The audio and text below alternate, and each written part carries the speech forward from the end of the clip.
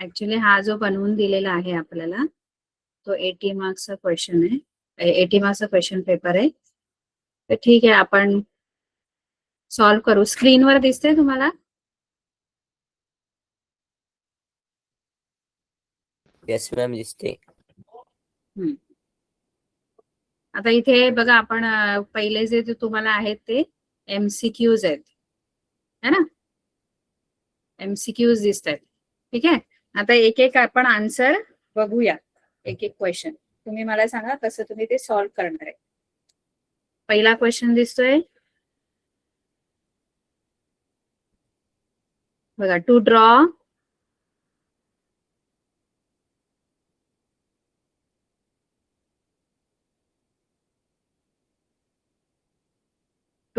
the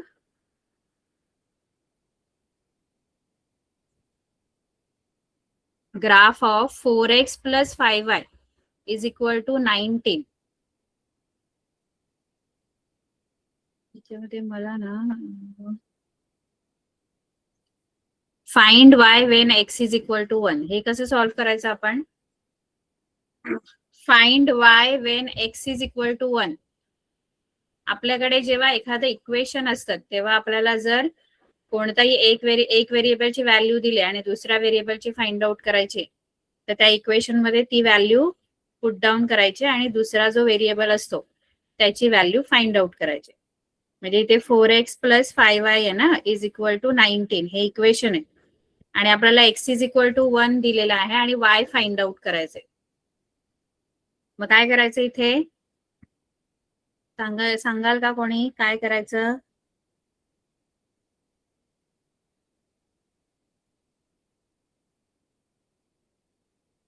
screen दिसते सर्वांना?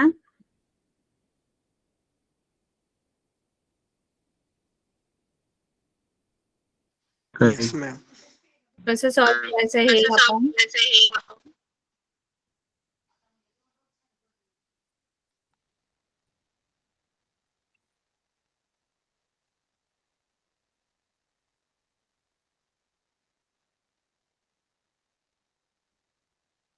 आपल्याला इक्वेशन दिलेलं आहे 4x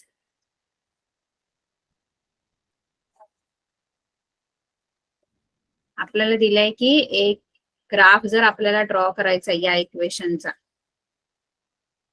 4x plus 5y is equal to 19 याचा ग्राफ जर आपल्याला ड्रॉ करायचा असेल आणि जर x is equal to 1 असेल, find y when x is equal to 1. Find y when x is equal to 1 म्हणजे जेव्हा x ची किंमत 1 असेल तेव्हा y शोधा.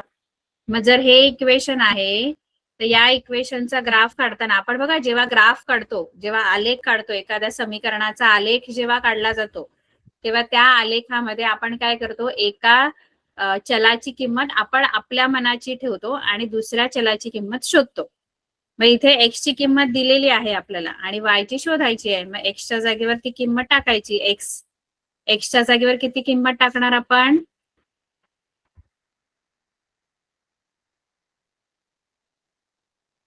x च्या जागेवर किती किंमत टाकायची आहे? दिलेली आहे आपल्याला त्यांनी x ची व्हॅल्यू आणि आपल्याला y फाइंड आउट करायचंय. x ची व्हॅल्यू काय दिलेली आहे? 1 दिलेली आहे. हे बघा ना, x इज इक्वल टू 1 आणि आपल्याला y फाइंड आउट करायचंय. आवाज येतोय का माझा? येस मॅम येतोय. कोणत्याही इक्वेशनचा ग्राफ काढताना आपण बघा, पहिला जो धडा आहे त्याच्यामध्ये आपल्याला आलेख पद्धतीने एकसामायिक समीकरण सोडवायचे. त्याच्यामध्ये आपण काय करतो, एक्सच्या व्हॅल्यूज आपण आपल्या मनाच्या घेतो, त्या आपण समीकरणात टाकतो आणि मग y ची किंमत शोधतो त्यावर. मग इथे पण तेच करायचंय. एक्स ची किंमत 1 दिले, मग एक्सच्या जागेवर 1 पुट डाऊन करायचं आणि y ची किंमत मी शोधणार आहे. इथे 4 एके 4 अधिक 5y बरोबर 19. याच्या पुढे काय करायचं, y ची किंमत मिळवण्यासाठी पुढे काय करणार आपण?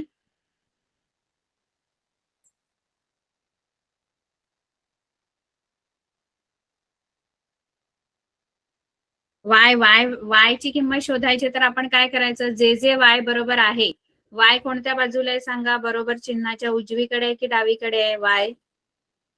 वाय कोणत्या बाजूला आहे? Right hand side. नाही, हा बघा ना, ही इक्वल टू ची साईन इथे आहे. या इक्वल टू ची ही बाजू राईट हँड साइड असते. हा उजवा हात आहे ना आपला, हा उजवा हात आहे. इकडची राईट हँड साइड आणि या बाजूची लेफ्ट हँड साइड. मग वाय कोणत्या साईडला आहे? Left hand side. हा, इक्वल टू च साईन बघायचं. इक्वल टूच्या साईनच्या कोणत्या बाजूला आहे ते बघायचं. तर इक्वल टूच्या साईनच्या लेफ्ट साईडला वाय आहे. तर तो वाय एकटाच आहे का लेफ्ट साईडला, की आणखी त्याच्याबरोबर काहीतरी आहे लेफ्टला? त्याच्याबरोबर अजून काहीतरी आहे, तो एकटा नाहीये. हा, मग हा 4 आहे आणि 5 आहे. तर हा 4 आधी तिकडे न्यायचा राईट हँड साईडला. 4 जो आहे तो प्लस आहे, तो राईटला नेल्यानंतर तो काय होईल? हा 19 राईटला ऑलरेडी आहे आणि मायनस. 4 मायनस होणार. 5y इज इक्वल टू 15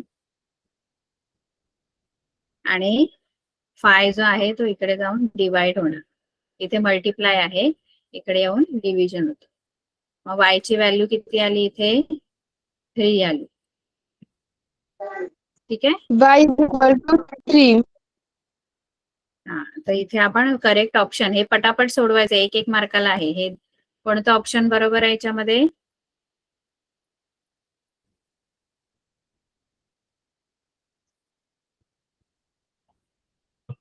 कोणतं ऑप्शन बरोबर आहे? Second option. Second option. ठीक आहे. आता इथे काय दिलंय? Which one of the following is quadratic equation. याच्यामध्ये कोणतं क्वाड्रॅटिक इक्वेशन आहे?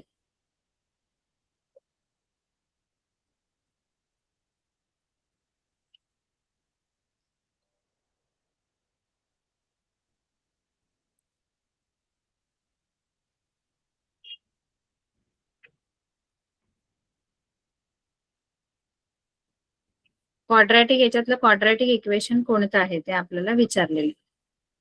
तर क्वाड्रॅटिक इक्वेशन होण्यासाठी मॅक्झिमम जो त्याची क्वाड्रॅटिक म्हणजे वर्ग समीकरण, तुम्हाला वेगवेगळी समीकरणं दिलेली आहेत आणि त्याच्यातलं वर्ग समीकरण कोणतं ते आपल्याला ओळखायचं आहे ना.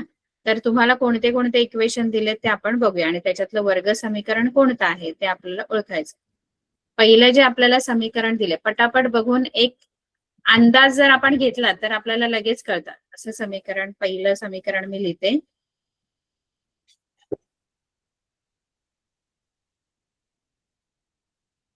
असं समीकरण आहे पहिलं. आता या समीकरणाचा जर अंदाज घेतला आपण तर एक्स छेदामध्ये आहे, बरोबर आहे. वर्ग समीकरण म्हणजे काय? वर्ग समीकरण म्हणजे चलाचा सगळ्यात मोठा घातांक किती पाहिजे समीकरणामध्ये? अशा स्वरूपाचं समीकरण पाहिजे. ax वर्ग अधिक bx अधिक c बरोबर 0. म्हणजे चलाचा सगळ्यात मोठा घातांक किती असायला पाहिजे? चलाचा सगळ्यात मोठा घातांक किती असायला 2. पाहिजे? 2. त्याला आपण वर्ग समीकरण असं म्हणतो. ठीक आहे. आता इथे काय होईल माहितीये का? इथे छेदात एक्स असल्यामुळे छेदामध्ये चल ठेवायचं नसतं किंवा संख्या पण ठेवायची नसते. कधीही आपलं समीकरण अशा स्वरूपात आणण्याचा प्रयत्न करायचा. अशा स्वरूपात म्हणजे काय? तर छेदामध्ये काहीही ठेवायचं नाही आणि सगळी जी पद आहेत ती डावीकडे आणायची, उजव्या बाजूला 0 ठेवायचं असतं. बरोबर चिन्हाच्या उजवीकडे 0 ठेवायचं. ठीक आहे. मग आता छेदामध्ये काही ठेवायचं नाहीये, पण मग छेदामध्ये इथे एक्स आहे, मग तो घालवायचा असेल तर काय करावं लागेल? जर आपल्याला एखादा टर्म, एखादं पद छेदातून घालवायचंय तर छेदात आहे म्हणजे ते भागिले असतं. मग ते घालवायचंय तर काय करावं लागेल? एक्सने मला काय करावं लागेल? जे घालवायचं आहे त्याने मला काय करावं लागेल? गुणावं लागेल. प्रत्येक पदाला मला एक्सने गुणावं लागेल. मग तो हा एक्स जाणार अंशातून छेदात. पण अंशातून छेदातून गेल्यानंतर इथे काहीतरी झालं बघा. इथे एक्सने गुणल्यानंतर इथे काय येईल? एक्सचा कितवा घातांक तयार होईल? x3. क्यूब तयार होईल. असं अशा प्रकारचं तयार. मग इथे बघूनच आपल्याला कळेल की जरी मी या बाजूला घेऊन इकडे जरी शून्य आणला तरी चलाचा सगळ्यात मोठा घातांक उजवीकडे आपल्याला शून्य हवा असतो, पण शून्य घेऊन उपयोग नाही ना. चलाचा सगळ्यात मोठा घातांक किती आला आता, जेव्हा मी छेदातून एक्स घालवलं. आधी आपल्याला बघून असं वाटेल की ते समीकरण जे आहे ते वर्ग समीकरण आहे, कारण आपलं समीकरण असं होतं. आता हे बघून तुम्हाला वाटेल अरे चलाचा घातांक 2 आहे म्हणजे हे वर्ग समीकरण आहे, पण तसं नसतं.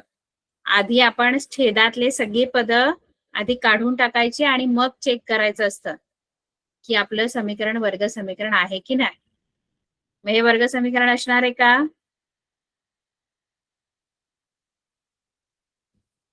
हे वर्ग समीकरण आहे का. एक्स घालवण्यासाठी आपण एक्सने काय केलं, सगळीकडे सगळ्या पदांना एक्सने काय केलं, गुणलं ना. त्यामुळे इथे 5 राहिले वजा 3x आणि इथे बनला एक्सचा घन. आणि एक्सचा घन आला तर ते वर्ग समीकरण होईल का. जरी मी तो या बाजूला आणला, डावीकडे आणून इथे शून्य लिहिला, तरी इकडे आल्यावर पण एक्स घनच राहणार ना तो. मग ते वर्ग समीकरण होईल का.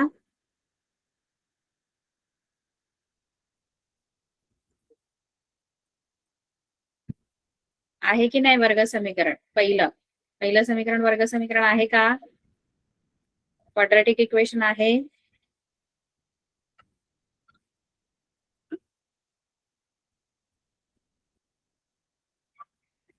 वर्ग समीकरण होण्यासाठी चलाचा घातांक किती असायला पाहिजे,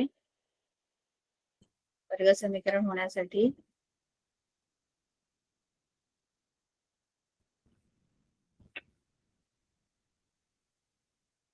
अरे बोला मुलांनो, वर्ग समीकरण होण्यासाठी चलाचा घातांक किती असायला पाहिजे जास्तीत जास्त. कोणच बोलत नाही.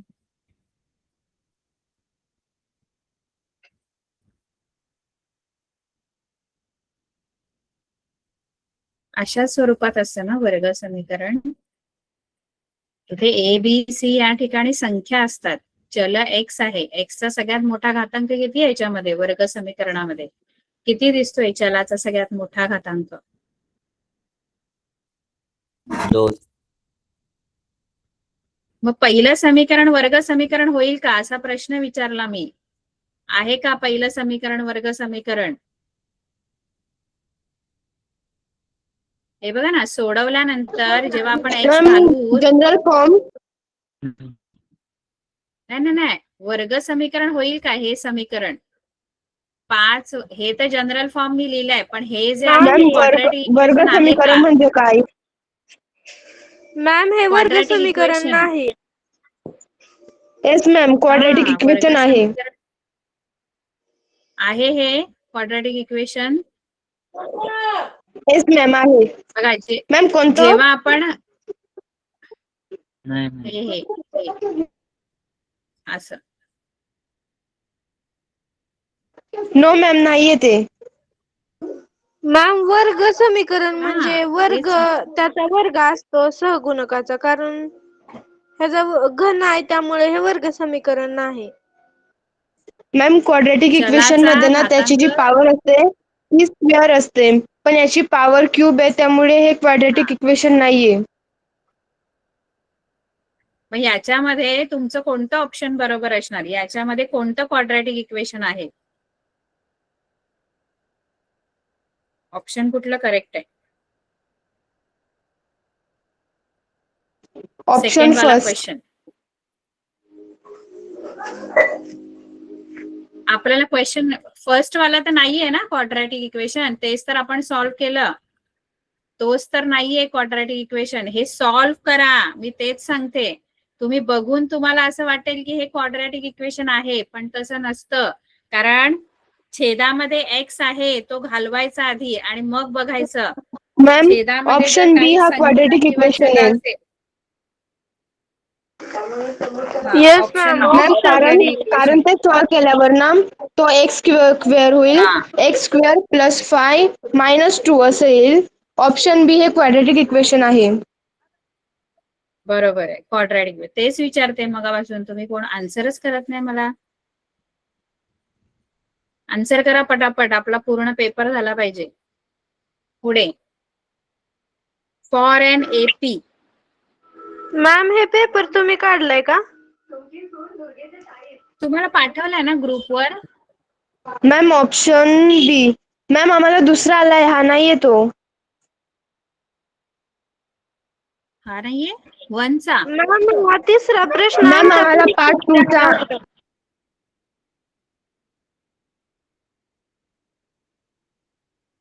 चा हाच आलाय ना पेपर?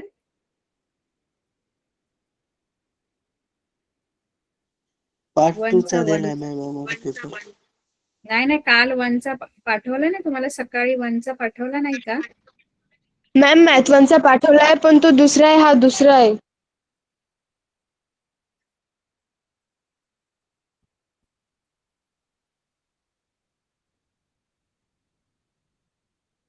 नाही रे मुलांनो, तोच आहे बघा ना.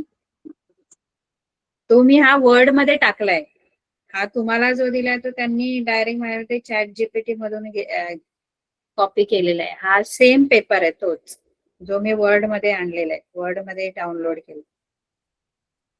सेम पेपर आहे बघा ना.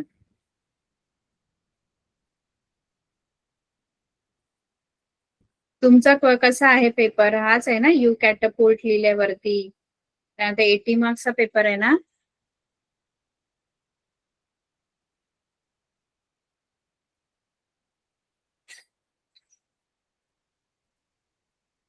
बघितला का पेपर? एस.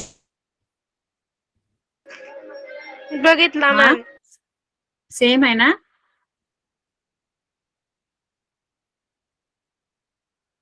वन चा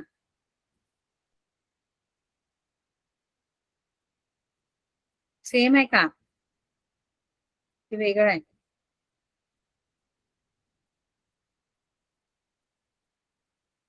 एस मॅम सेम आहे. इंग्रजीचा वेगळा आहे आणि मराठी मीडियमचा वेगळा पेपर आहे माझ्यामध्ये त्यांनी काढलाय. इंग्लिश मीडियमचा घेतलेला आहे. मॅम क्वेश्चन 3 चं ऑप्शन बी हे करेक्ट आन्सर आहे. हा बरोबर, ऑप्शन बी. कारण जर D0 असेल तर तुमचे सगळे टर्म सेम असणार. फर्स्ट टर्म, सेकंड टर्म, कितवा पण टर्म तुम्ही घ्या, कारण D0च आहे ना, डिफरन्स 0 आहे म्हणून. त्यानंतर चौथा बघा, आपण मराठीमध्ये पण मी प्रश्न सांगते, याची उत्तरं मला सांगा. मराठी मीडियमची जरी मुलं असतील तरी त्यांनी ते सुद्धा या प्रश्नांची उत्तरं सांगू शकतात. चौथा क्वेश्चन बघा, द रेट ऑफ जीएसटी म्हणजे जीएसटीचा जो दर आहे ऑन इसेन्शियल कमोडिटीज. इसेन्शियल म्हणजे अत्यावश्यक ज्या वस्तू आहेत, अत्यावश्यक वस्तूवर जीएसटीचा दर किती आहे? 18%. 0%. 0%. 18% नाही. जे अत्यावश्यक वस्तू म्हणजे आपल्या ज्या खाण्याच्या भाजी वगैरे किंवा अशा काही डाळी बिळी अशा ज्या वस्तू आहेत, इसेन्शियल कमोडिटीज साठी तुम्हाला जो रेट ऑफ जीएसटी आहे तो 0% लागतो. मॅम मोस्ट इम्पॉर्टंट गोष्टीसाठी ना जीएसटी हा 0%च असतो. हा, म्हणजे तुम्हाला तो एक तक्ता दिलाय बघा पुस्तकामध्ये, पाहिजे तर तुम्हाला मी दाखवते तो तक्ता.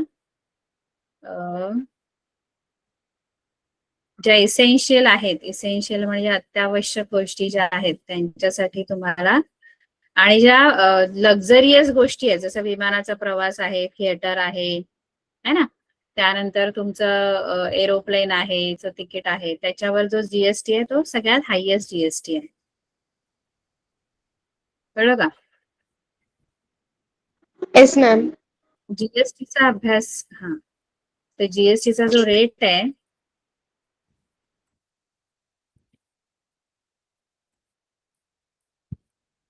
आपल्या पुस्तकात आहे बघा, एक तुम्हाला टेबल दिलेला आहे.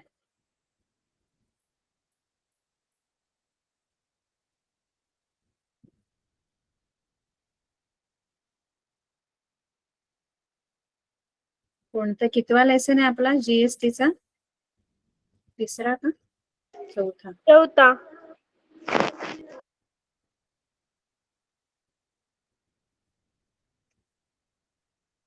अत्यावश्यक वस्तूंवर तुम्हाला 0% जीएसटी बसतो. अरे कुठे गेला?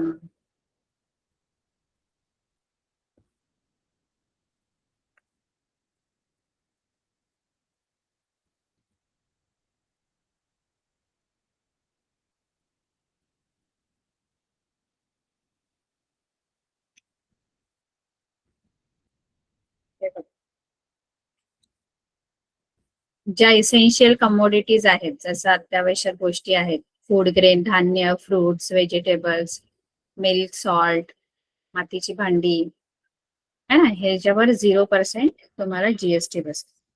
आणि 18% मध्ये तुमच्या 28% वाले लक्झरी आयटम्स आहेत. सॉरी, 18% आहेत. हा, सिनेमा वगैरे आहे तर 18% आहे. त्यानंतर तुम्ही व्हॅक्युम क्लिनर वापरता, त्यानंतर वॉशिंग मशीन वापरता, फ्रीज विकत घेता, याच्यावर सगळ्यावर तुम्हाला 28% जीएसटी. आता जरा दरवर्षी चेंजेस होतात, प्रत्येक गोष्टीवरचा जो रेट आहे तो कमी जास्त होतो, पण पुस्तकाप्रमाणे जर आपण गेलो आणि इसेन्शियल कमोडिटीजवर एनी हाऊ तुम्हाला कोणत्याही वर्षी तुम्हाला 0%च जीएसटीचा रेट असणार आहे. पुढे काय दिले बघा, if 2 points are toss simultaneously, 2 point toss केले तर सॅम्पल स्पेस मध्ये किती असणार? N of S. Sample 4. Point म्हणजे एन ऑफ एस 4 असेल. दोन नाणी आपण फेकली तर एन ऑफ एस किती असणार? नमुना अवकाश मधले घटक किती असणार? मॅम एकदा हेड आणि टेल, एकदा टेल आणि हेड, एकदा हेड हेड, एकदा टेल टेल. मॅम 4. 4. आता पुढे तुम्हाला विचारलंय find the value of determinant. डिटर्मिनंटची व्हॅल्यू.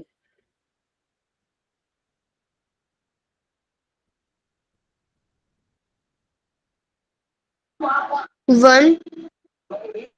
याची व्हॅल्यू काढा या डिटर्मिनंटची. 1 येणार.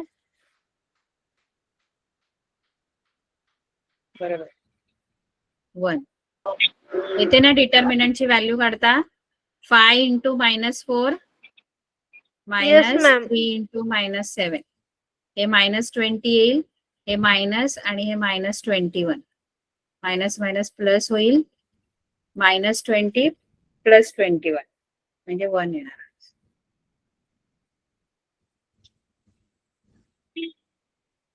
त्यानंतर in formula x bar is equal to a + d bar. x bar is equal to a + d bar मध्ये a स्टँड्स फॉर, a कशासाठी असतो? a + d bar assume mean. Option B. हा, assumed मीन म्हणजे गृहीत मध्य, जो आपण गृहीत धरतो. ठीक आहे. त्यानंतर शेअर बद्दल प्रश्न आहे. A share is set to be at premium. Share एखादा प्रीमियम वर आहे. प्रीमियम म्हणजे काय? 3 गोष्टी असतात. एकतर शेअर तुमचा डिस्काउंट वर असतो, किंवा शेअर प्रीमियम वर असतो, किंवा शेअर इज ॲट पार असतो. म्हणजे मराठीमध्ये अवमूल्य असतं, सममूल्य असतं, आणि अजून काहीतरी आहे ना एक. अवमूल्य म्हणजे कमी होते प्राइस, सममूल्य म्हणजे तेवढाच प्राइस वर असतं, आणि तिसरं काय आहे? अवमूल्यावर असतो, सममूल्य, आणि आणखी मराठी शब्द आहे, तो पण ह्याच्यामध्येच आहे आपला जीएसटीच्या धड्यात आहे सगळ्यात शेवटी. बघा, शेअर मध्ये 2 व्हॅल्यूज असतात. एक फेस व्हॅल्यू असते आणि एक असते मार्केट व्हॅल्यू, है ना. फेस व्हॅल्यू जी असते ती शेअर सर्टिफिकेट वरची व्हॅल्यू असते, जी ऑलरेडी त्या कंपनीने जी ठरवलेली प्राइस असते सुरुवातीला. जेव्हा ते शेअर्स बनवतात तेव्हा बनवताना जी त्या शेअर सर्टिफिकेट वरची जी व्हॅल्यू असते ती फेस व्हॅल्यू असते. आता कधी कधी काही जे शेअर्स असतात त्याची व्हॅल्यू वाढते, मार्केट व्हॅल्यू. मार्केट व्हॅल्यू जी आहे ती फेस व्हॅल्यू पेक्षा जास्त जर असेल, मार्केट व्हॅल्यू शेअर व्हॅल्यू आपलं फेस व्हॅल्यू पेक्षा जर जास्त असेल, तर आपण असं म्हणतो की share is at premium. Share premium वर आहे. मराठी शब्द काय? प्रीमियम. पार. पार म्हणजे सममूल्य. डिस्काउंट म्हणजे अवमूल्य. अवमूल्य होतं म्हणजे काय? तर ती जी फेस व्हॅल्यू पेक्षा कमी मार्केट व्हॅल्यू, म्हणजे एखादा शेअर 10 रुपयाचा जर होता, पण आता त्याची किंमत जर 5 रुपये झालेली आहे, तर याचा अर्थ तो काय झालेला आहे? त्याची मार्केट व्हॅल्यू ही फेस व्हॅल्यू पेक्षा कमी आहे. बघा, एमव्ही ही लेस दॅन एफव्ही. एफव्ही म्हणजे फेस व्हॅल्यू जी त्या सर्टिफिकेटवर असते, त्याच्यापेक्षा शेअरची प्राइस जर कमी झाली तर तो अवमूल्यावर आहे. जेवढी फेस व्हॅल्यू आहे म्हणजे दर्शनी किंमत जेवढी आहे तेवढीच बाजारभाव जर असेल तर तुम्ही म्हणता की ते सममूल्यावर आहे. आणि जेव्हा मार्केट व्हॅल्यू वाढते किंवा बाजारभाव हा दर्शनी किमतीपेक्षा जास्त असतो तेव्हा असं आपण म्हणतो की शेअर कशावर आहे? अधिमूल्यावर.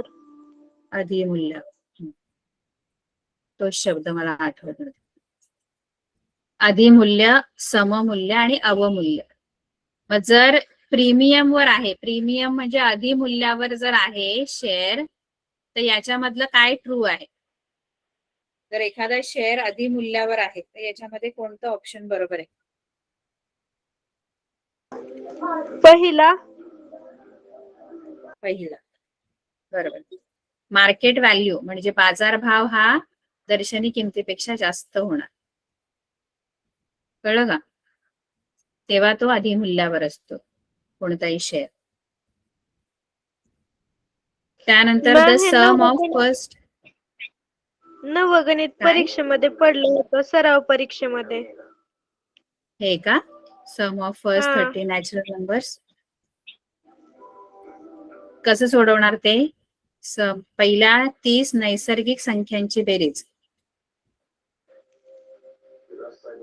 त्याच्यासाठी मॅम, तुम्हाला त्याचं एपी सूत्र तयार करावं लागेल. त्याच्यासाठी आपण एक एपी बनवणार. एपी म्हणजे काय? आपलं अंकगणित श्रेणी तयार करायची. अंकगणित श्रेणी कशी तयार होईल याची? पहिले 30 नैसर्गिक संख्या कोणत्या? 1, 2, 3, 30 पर्यंत. याच्यासाठी 30. तुम्हाला एसएन फाइंड आउट करायचंय. एसएन. एसएन. एन किती असणार? एन म्हणजे ही किती पद असणार एकूण? 30. 30. एन 30 घ्यायचं, A1 घ्यायचं, D1 घ्यायचं, फरक 1-1चा आहे आणि एन 30 घ्यायचा आणि एसएन शोधायचं. बेरीज विचारलंय ना? एसएनचा फॉर्म्युला काय आहे? SN बरोबर N/2 कंसात 2A अधिक N वजा 1 गुणिले D.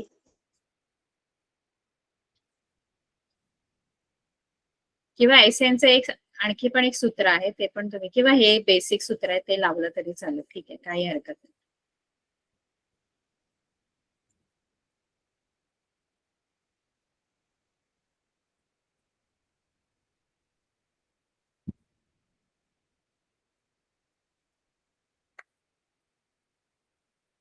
N30/2.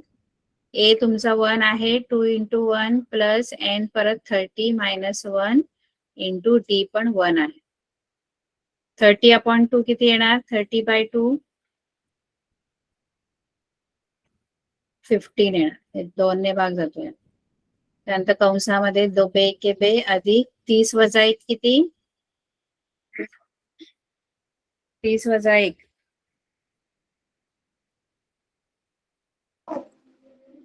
29. 29. 29 आणि गुणिले 1 आहे. 29 ला या 1 ने गुणायचं म्हणजे 15. 2 अधिक 29 × 29 म्हणजे 15 गुणिले 31. या दोघांचा जो गुणाकार येईल ते तुमचं उत्तर आहे. किती उत्तर येणार याच्यामध्ये? 465. 465. ठीक आहे. आता पुढे तुम्हाला दिलंय N(a) 2 आहे, P(a) 1/5 आहे, तर N(s) किती असणार? सांगा बघू, N(s) किती असू शकतो?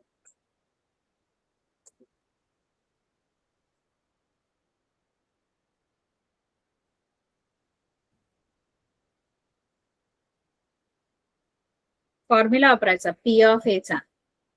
प्रोबॅबिलिटी दिलेली आहे, संभाव्यता दिले आणि N(a) दिलेला आहे. N(a) दिलंय आणि P(a) दिलाय. P(a) किती दिलाय? 1/5 आणि आपल्याला N(s) शोधायचं. तर P(a) चं सूत्र वापरायचं. P(a) चं सूत्र काय आहे? P of A चं सूत्र A N of बरोबर A N upon of A. N of S.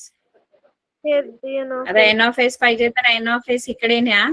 N of S हा इकडे जाणार आणि P of A खाली येणार. N of A भागिले P of A. N of A 2 आहे आणि P of A 1/5 आहे.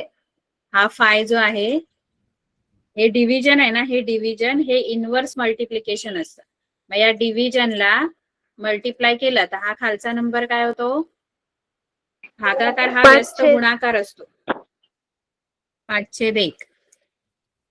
2 आणि 5 वरती अंशात आले त्यांचा गुणाकार म्हणजे 10/1. 10/1 म्हणजे फक्त 10 लिहिलं तरी चालतं. ठीक आहे.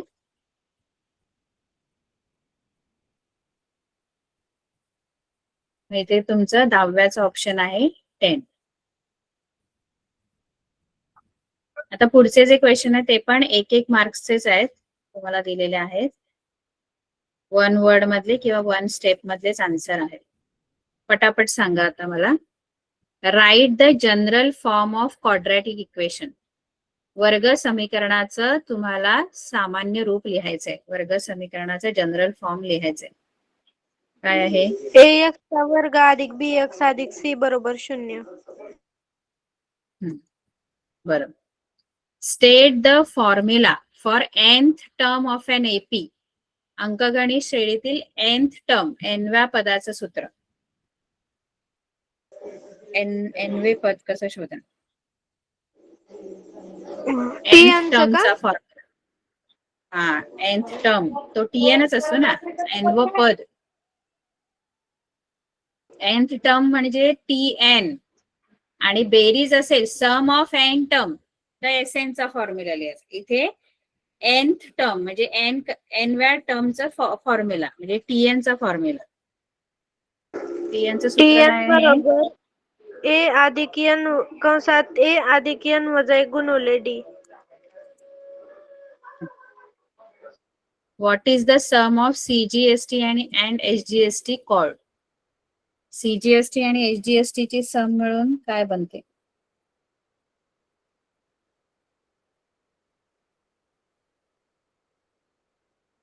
CGST SGST मिळून काय बनतं? GST. CGST आणि SGST ची सम म्हणजे काय आहे?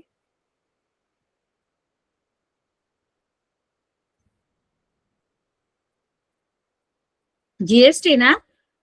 आपण बघा GST मिळाले की त्याला अर्ध अर्ध करतो. अर्ध Yes, ma'am. CGST जातं, अर्ध SGST जातं. माहित आहे ना, CGST म्हणजे सेंट्रल आणि स्टेट. अर्ध जे आहे ते राज्य सरकारला जातं, अर्ध आहे ते केंद्र सरकारला जातो जीएसटी. आपण जो जीएसटी भरतो ना एकूण, त्याचे 2 भाग होतात, एक सीजीएसटी एक एचजीएसटी. मग त्याची सम सीजीएसटी आणि एचजीएसटी ची सम केली म्हणजे काय मिळेल आपल्याला? सीजीएसटी आणि एचजीएसटी ची सम केल्यावर काय मिळेल? GST. GST. Find the common difference of AP. याच्यातला कॉमन डिफरन्स सांगा बघू या एपी मधला.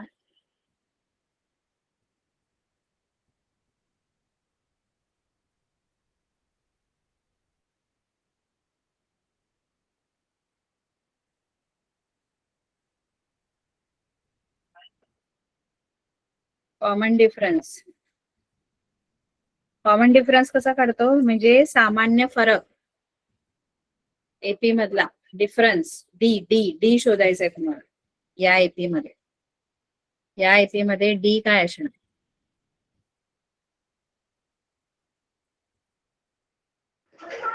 TN बरोबर A अधिक N वजा D. नाही. डिफरन्स म्हणजे फरक काढायचा आहे. सामान्य फरक काय आहे या अंकगणित श्रेणीमध्ये? कॉमन डिफरन्स म्हणजे डी ची किंमत. डी किती आहे?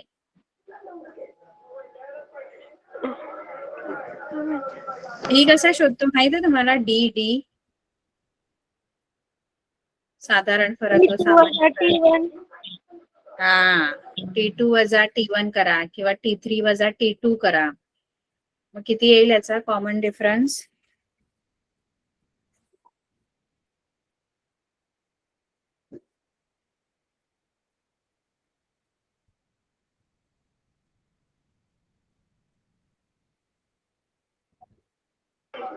4. बाकीच्यांनी पण उत्तर सांगा त्यांचं किती येईल कॉमन डिफरन्स.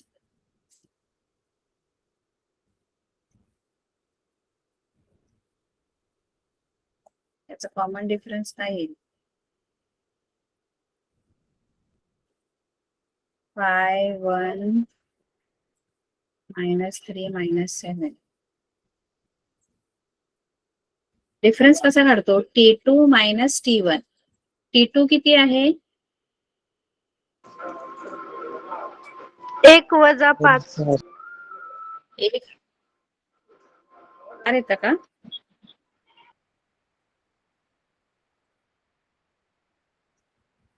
5 वजा 1 4 येतं ना. 5 वजा 1 4 येणार. 1 वजा 5 किती उत्तर येणार? 1 - 5.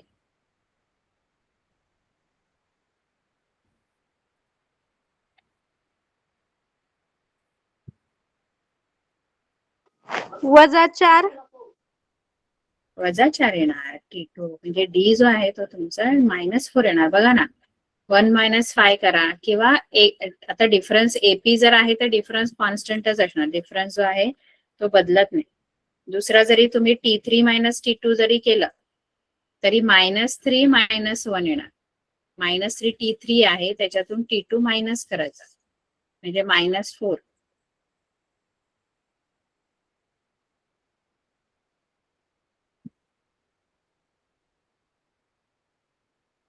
कळलं का?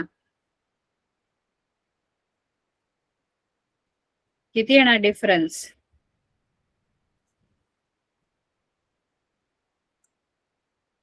वजा 4. वजा 4.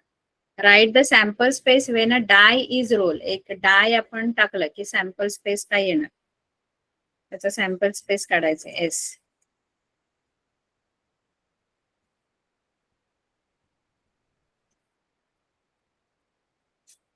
एक आपण हे फेकलं, फासा फेकला तर त्याचा नमुना अवकाश काय असणार आहे?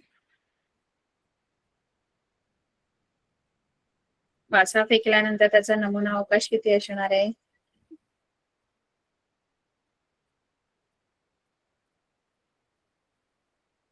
कुठे गेले सगळे? झोपले का काय?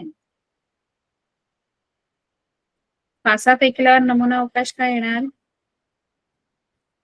1 2 3 4 5 आणि 6 ना. Yes ma'am. त्यानंतर define face value of a share. दर्शनी किंमत जी शेअरची जी दर्शनी किंमत आहे तिची व्याख्या लिहा. दर्शनी किंमत जी असते ती शेअर सर्टिफिकेटवर छापलेली किंमत असते. It is a value that printed on share certificate. It is a value of share which is printed on share certificate. Share सर्टिफिकेटवर जी छापलेली जी शेअरची किंमत आहे त्याला आपण फेस व्हॅल्यू असं म्हणतो. दर्शनी किंमत. ठीक आहे. याचा डिटर्मिनंट काय येईल? त्याचा निश्चयक काय येईल? निश्चयकाची किंमत सांगा या.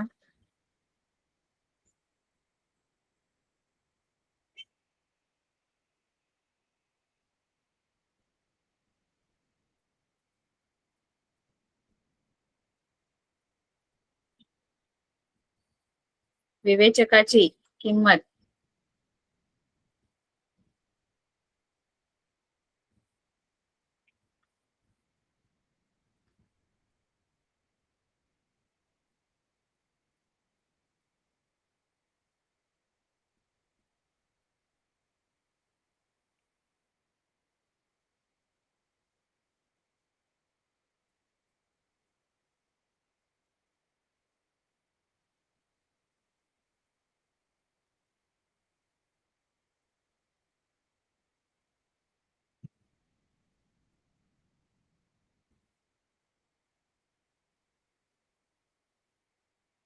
ठीक आहे. याची किंमत सांगा ना. एक क्रॉस मल्टिप्लाय करणार ना आपण. AD - BC अशी आपण डिटर्मिनंट काढणार. AD - BC है ना. त्यानंतर what is the probability of a sure event. म्हणजे निश्चित घटना जी आहे तिची प्रोबॅबिलिटी किती असते. तर जी शुअर इव्हेंट असते तिची प्रोबॅबिलिटी ही 0 आणि 1च्या मध्ये असते. है ना? म्हणजे त्याच्यामध्ये तुम्ही 0 किंवा 1च्या मध्ये असणार शुअर इव्हेंटची प्रोबॅबिलिटी. त्यानंतर तुम्हाला एक इक्वेशन दिले क्वाड्रॅटिक इक्वेशन आणि याच्यामध्ये ए आणि बी किती आहे ते सांगायचं आहे. हे आपण कम्प्लीट करूया मग थांब. x² + 5x - 2 = 0. याच्यामध्ये ए किती आहे आणि बी किती आहे ते विचारले तुम्ही. ए ची व्हॅल्यू किती आहे याच्यामध्ये?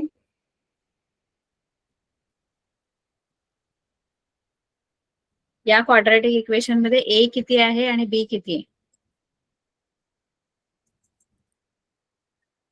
वर्ग समीकरणामध्ये ए ची किंमत किती? 1 आणि बी ची 5 A1 आणि आहे, सी B ची -2 आणि सी किती आहे? वजा 2. बरोबर. -2.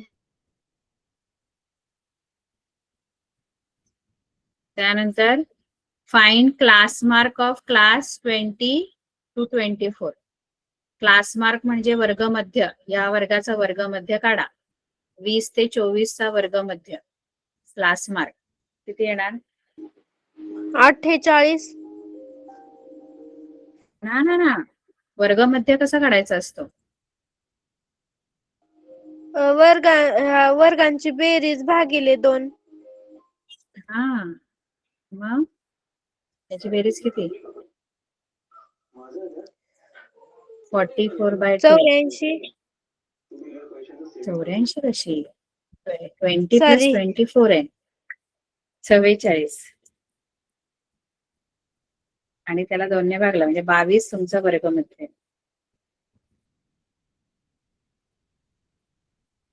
ठीक आहे, बाकीच आपण बघू पुढच्या लेक्चरला.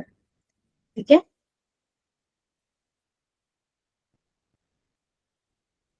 उद्या आपण मॅथ्स 2 चा घेऊ. मॅथ्स 2 चा जो पेपर आहे तो बघते मी तुम्हाला परत पाठवता येतो का.